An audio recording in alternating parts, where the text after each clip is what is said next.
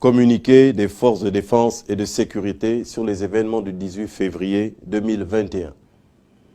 Le jeudi 18 février 2021, à 20h30, dans les villes de Libreville, Port-Gentil, Lambaréné, Franceville, Mouila et Oyem, plusieurs groupes de personnes ont violé simultanément le couvre-feu mis en place pour protéger la population contre la pandémie de Covid-19. Ces personnes, dont certaines étaient manifestement surexcitées, ont dressé des barricades sur la voie publique avec des pneus brûlés, des poubelles et toutes sortes d'objets, entravant ainsi la circulation.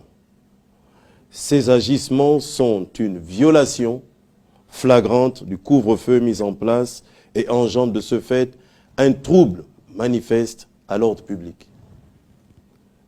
S'agissant de Libreville, les heurts les plus violents ont été enregistrés dans les quartiers des PK et Nyalibo Séjour. Alertés par les habitants, les forces de l'ordre se sont aussitôt rendues sur les lieux des infractions. Les personnes qui ont violé le couvre-feu et dressé des barricades sur la voie publique ont accueilli les forces de l'ordre par des jets de pierre, de cocktails Molotov ou encore de barres de fer. Ces guet-apens coordonnés ont entraîné des blessures chez plusieurs membres des équipes d'intervention des forces de l'ordre. Dans des circonstances non encore élucidées, 2 personnes parmi les contrevenants à Libreville ont subi des blessures par balle et succombé à ces dernières. Au nom des forces de défense et de sécurité, j'adresse mes plus sincères condoléances aux familles des 2 défunts. Aussitôt, une enquête administrative a été ouverte. Celle-ci est actuellement en cours. S'il s'avère que des fautes ont été commises, ce qui reste à démontrer, elles seront, suivant les lois et règlements, sanctionnées. Les forces de l'ordre constatent avec regret une multiplication d'accusations mensongères et calomnieuses à l'endroit de ces personnels en général et plus particulièrement au commandant Lendoy Oscar, chef de la brigade anticriminalité BAC.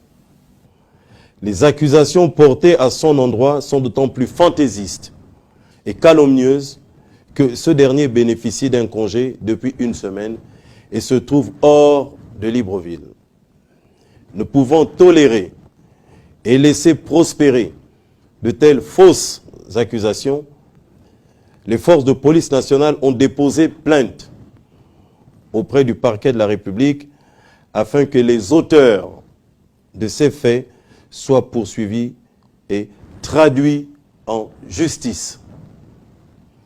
Les forces de défense et de sécurité tiennent par ailleurs à rappeler l'obligation faite à chaque citoyen de respecter les mesures légales et réglementaires, dont celles mises en place pour leur propre protection, dans le cadre de la riposte contre l'épidémie de Covid-19. Leur violation sera également sanctionnée conformément aux lois et aux règlements en vigueur en République gabonaise. Le jeudi 18 février 2021, aux environs de 20h30, dans les quartiers PK6, 7, 8, 9, 10 et 11, des groupes de personnes ont violé le couvre-feu mis en place pour protéger la population contre l'épidémie de Covid-19. Ces personnes, en grand nombre, ont dressé des barricades sur la voie publique et brûlé des pneus, entravant ainsi la circulation. Alertés par les habitants des 10 quartiers, les forces de l'ordre se sont aussitôt rendues sur les lieux et ont essuyé des jets de projectiles de la part de ces personnes devenues hostiles. Et certains agents s'en sont sortis avec des blessures. Dans cette atmosphère, 2 de nos compatriotes, à savoir les nommés Iloko Juldas et Eman Vomo Jenski, ont malheureusement trouvé la mort à la suite de blessures par balle en dépit de leur transport à l'hôpital d'instruction des armées Omar Bongo Ondimba, laissant des familles éplorées. Au nom de l'institution judiciaire, j'adresse mes plus sincères condoléances aux familles des défunts.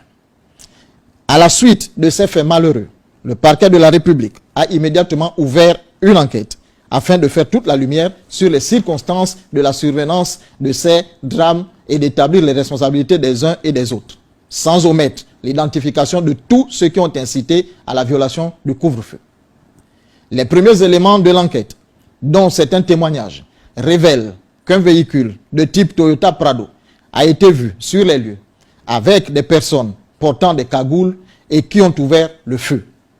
Des autopsies vont être pratiquées sur les corps des victimes et un point des avancées des enquêtes sera fait en temps utile. Le parquet appelle chaque citoyen à respecter les mesures édictées par l'État dans le cadre de la riposte contre la pandémie de Covid-19, car leur violation expose le citoyen à des sanctions conformément à la législation en vigueur. Je vous remercie.